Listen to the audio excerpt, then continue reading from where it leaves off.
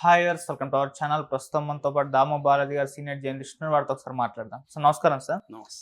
Sir, అదానికి రేవంత్ రెడ్డి గారు shock ఇచ్చినట్టు తెలుస్తుంది సార్. ఒక 100 కోట్లు రిటర్న్ చేసేసారు. అంటే అదాని ఇచ్చిన డబ్బును రివర్స్ వాళ్ళకే ఇచ్చేసినట్టుగా చెప్తున్నారు. దీనివల్ల అదానికి ఏ రకంగా నష్టం, మరి తెలంగాణకి ఏ రకంగా నష్టం?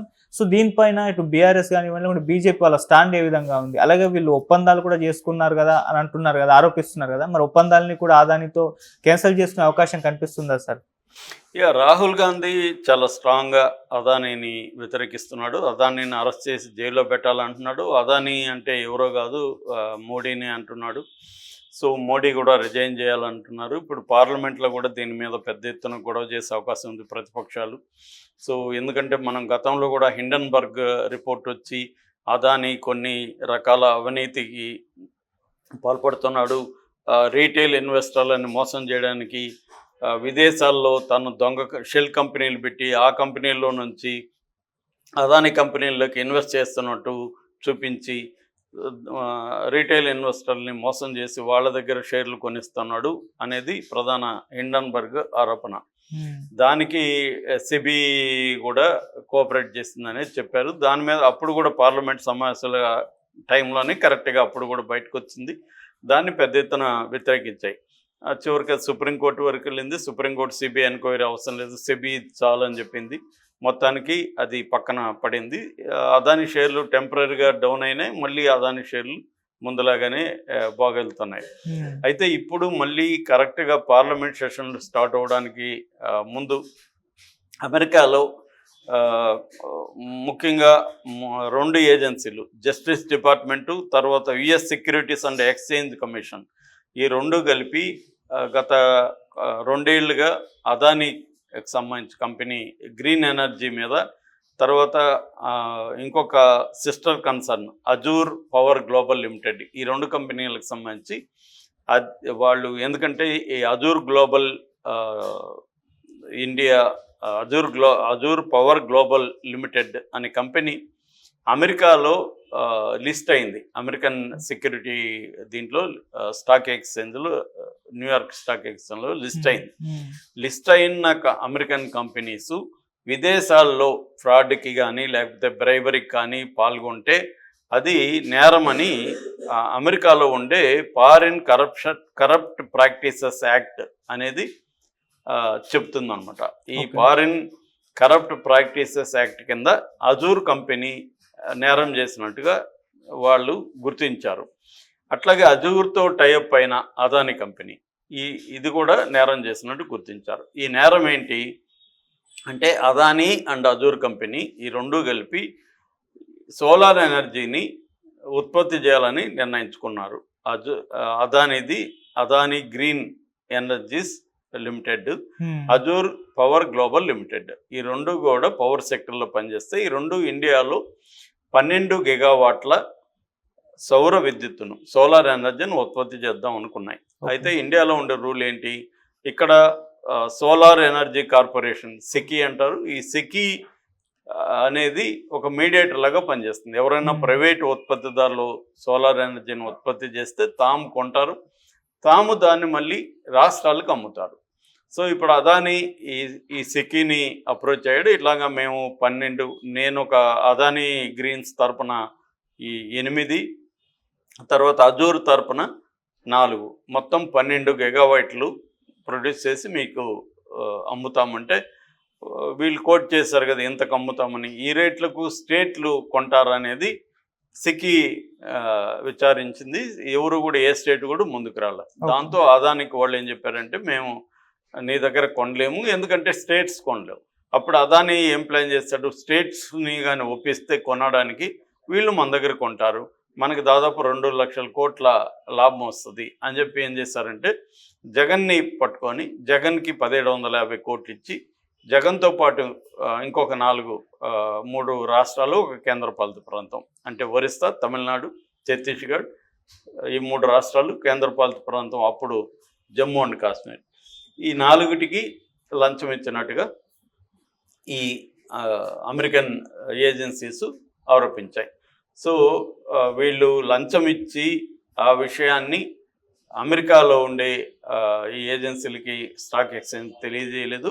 రెండోది ఏంటంటే అమెరికాలో ఇన్వెస్టర్ల దగ్గర నుంచి డబ్బులు కూడా కలెక్ట్ చేశాయి ఈ రెండు కంపెనీలు కలిపి. కాబట్టి వీళ్ళిద్దరూ నేరం చేశారు.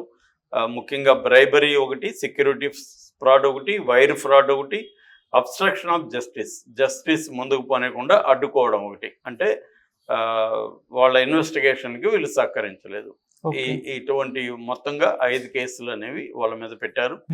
దానికి సంబంధించి అక్కడ ఈ అజూరులో ఉండి తర్వాత అదానీ కంపెనీస్కి ఎగ్జిక్యూటివ్ డైరెక్టర్గా ఉన్న అదానీ వాళ్ళ తమ్ముడు కొడుకు సాగర్ అదానీ అని వాళ్ళు అదుపులోకి తీసుకొని అతని దగ్గర ఉన్న ఎలక్ట్రానిక్ గ్యాడ్జెట్స్ అంతా వాళ్ళు సీజ్ చేసి దాంట్లో నుంచి కొన్ని డీటెయిల్స్ని కనిపెట్టారు. ఆ డీటెయిల్స్లో వాళ్ళ దగ్గర పవర్ పాయింట్ ప్రజెంటేషను, మెసేజ్లు, కోడ్లు ఇవన్నీ ఉన్నాయి. వాటన్నిటిని బట్టి వీళ్ళు జగన్ పేరు చెప్పలేదు, ఫారిన్ అఫీషియల్ నెంబర్ 1 అని పెట్టారు. వాళ్ళ లాంగ్వేజ్ అలాగే ఉంటుంది. ఫారిన్ అఫీషియల్ నెంబర్ 1 ఆంధ్రప్రదేశ్ అంటే ఇంకెవరున్నారు, జగనే ఉంటాడు. సో ఎందుకంటే 2019 నుంచి 23 వరకు ఉన్న ప్రభుత్వం కాబట్టి జగన్కి 1750 కోట్లు ఇచ్చారు. జగన్ దానికి 7 గిగావాట్ల విద్యుత్తును జగన్ కొనుగోలు చేస్తున్నట్టు సోలార్ ఎనర్జీ కార్పొరేషన్కి ఒప్పందం 25 ఏళ్ళకి ఒప్పందం కుదుర్చుకున్నారు. 2.49 అంటే ₹2.49 పర్ యూనిట్కి ఇది జరిగింది.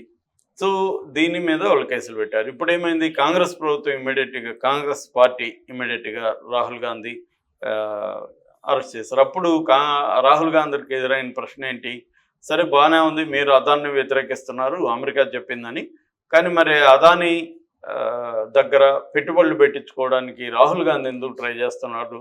అదానీ ఇస్తున్న 100 కోట్లు అదానీ విరాళంగా యంగ్ ఇండియా స్కిల్ యూనివర్సిటీకి తెలంగాణలో ఇస్తున్నారు కదా, మీ కాంగ్రెస్ పార్టీ ఎందుకు తీసుకుంటుందని రాహుల్ గాంధీకి మీడియా ప్రశ్నలు కానీ, ఇటు బీజేపీ వాళ్ళు కానీ, ఇక్కడైతే బీఆర్ఎస్ వాళ్ళు కానీ తీవ్రమైన ప్రశ్నలు, వ్యతిరేకత రాహుల్ గాంధీకి వచ్చింది. ఈ ఓవరాల్ ఇష్యూలో రాహుల్ గాంధీకి వ్యతిరేకత వచ్చింది. ఎందుకంటే జనాలకి అందరికి కూడా ఉండేది ఏంటంటే, ఇక్కడ అదాన్ని బ్రైబ్ ఇస్తే అమెరికా వాడికి ఏం సంబంధం, మన ఇంటర్నల్ విషయాల్లో అమెరికా కలుగు చేసుకోవడానికి ఎవరు అన్న ఒక ప్రశ్న కూడా వచ్చింది. బీజేపీ దీన్ని జాగ్రత్తగా క్యాష్ చేసుకుంది. బీజేపీకి స్ట్రాంగ్ మీడియా ఉంది కాబట్టి అదాని మీద అటాక్ అంటే ఇండియా మీద అటాక్ అన్నట్టుగా దీన్ని చేసింది. అట్లాగే అక్కడ బైడెన్కి ట్రంప్కు పడదు కాబట్టి పోయేటప్పుడు ట్రంప్ ఇలాగా అదాని మీద ఒత్తిడి తెస్తున్నానని ఇంకొక ఆర్గ్యుమెంటు. రెండోది డీప్ స్టేట్ అంటే అమెరికాలో ఉండే కార్పొరేట్ సంస్థలు కావచ్చు, మిలిటరీ సంస్థలు కావచ్చు, ప్రైవేటువి. ఈ ప్రైవేటు వాళ్ళందరూ కలిసి ఒక డీప్ స్టేట్ లాగా ఫామ్ అయ్యి వాళ్ళు అదాని ప్రపంచవ్యాప్తంగా అనేక దేశాల్లో విస్తరిస్తున్నాడు. ఇటు ఫ్రాన్స్లో, ఇటు కాంగోలో, ఇటు కెన్యాలో, తర్వాత శ్రీలంకలో, బంగ్లాదేశ్లో ఇలాగ అనేక దేశాల్లో తన వ్యాపారాలని, పోర్టుల్ని, పవర్ని సెక్టర్స్లో విస్తరిస్తున్నాడు. కాబట్టి అతన్ని దెబ్బకొట్టకపోతే మన ఇంట్రెస్ట్లు ఇబ్బంది అవుతాయనేది అమెరికాలో ఉండే కార్పొరేట్ సంస్థలు ఇవి కలిసి కుట్ర చేసి ప్లాన్ చేసాయి అనేది BJP and media argument. So ఇది జనాలకు కన్విన్స్ అవుతున్నారు. ఎందుకంటే ఇప్పుడు గ్లోబల్ జియో పాలిటిక్స్ ఇవన్నీ మామూలు కాబట్టి అది కూడా వాస్తవమే కదా. ఇక్కడ అదాని జగన్కి బ్రైబ్ ఇస్తే అమెరికా వాడికి ఏం సంబంధం అన్న ఆర్గ్యుమెంట్కి అయితే బలం వచ్చింది. ఈ కాంటెక్స్ట్లో రాహుల్ గాంధీకి అంత బలం రాలేదు, సపోర్ట్ రాలేదు, పైగా విమర్శలు వచ్చాయి.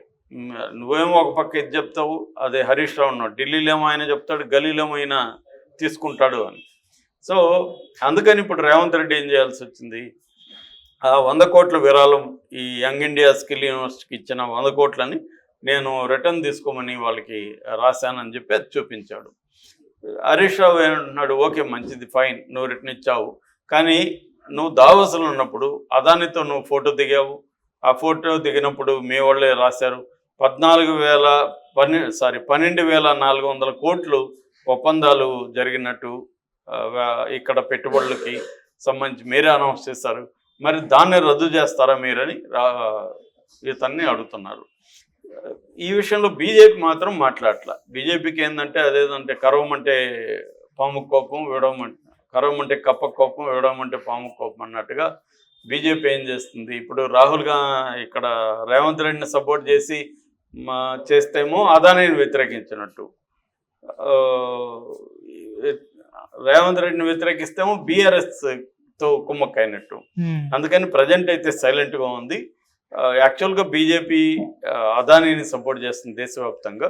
ఇప్పుడు ఈ రేవంత్ రెడ్డి దగ్గర ఆర్గ్యుమెంట్ ఏం లేదు. 12,400 కోట్లు మరి ఎందుకు ఒప్పందాలు చేసుకున్నా, ఎందుకు చేసుకోకూడదు అని గట్టిగా మాట్లాడలేడు రేవంత్ రెడ్డి. ఎందుకంటే అవతల రాహుల్ గాంధీ అదాని ఒక దొంగలాగా మాట్లాడుతున్నాడు. సో అందువల్ల వీళ్ళకి ఇబ్బంది. దీనివల్ల స్టేట్కి నష్టం అంటే ఖచ్చితంగా అదాని పెట్టుబడులు లేనప్పుడు ఆ మేరకు వీళ్ళకి వేరే వాళ్ళకి తీసుకురాగలగాలి. తీసుకొస్తే నష్టమేం లేదు. ఎందుకంటే ఒక రాష్ట్రంలో వాళ్ళకి కుదరినప్పుడు వేరే రాష్ట్రానికి ఈ కంపెనీలు వెళ్ళిపోవడం అనేది సాధారణమే. ఎందుకంటే వేరే రాష్ట్రం వాళ్ళు అన్ని చూస్తారు. కాకపోతే ఏంటంటే Hyderabad strategically very important place. ఇక్కడ పెట్టుబడులు పెట్టాలని ప్రతి ఒక్కరు అనుకుంటారు. ఆ రకంగా ఎవరున్నా పెట్టుబడులు లాంగ్ టర్మ్లో పెద్దగా దెబ్బ తినవు. కానీ కాకపోతే రేవంత్ రెడ్డి ప్రభుత్వంలో ఇప్పుడు కంపేర్ చేస్తారు, కేటీఆర్ ఎన్ని తెచ్చాడు, రేవంత్ రెడ్డి ఎన్ని తెచ్చాడు అని. కంపారిజన్లో రేవంత్ రెడ్డి కొద్దిగా ఇబ్బంది. రేవంత్ రెడ్డి ఏంటంటే అగ్రెసివ్గా వెళ్ళి తాను కూడా పెట్టుబడులను పెద్ద ఎత్తున తీసుకొస్తున్నాను అని నిరూపించుకోవాల్సిన బాధ్యత రేవంత్ రెడ్డి మీద ఉంది. కానీ వాళ్ళ పార్టీ నేషనల్ పాలసీకి స్టేట్ పాలసీకి మధ్య కాంట్రాడిక్ట్ ఉంది. అయితే అదానికి మాత్రం ఖచ్చితంగా ఇది నష్టమే.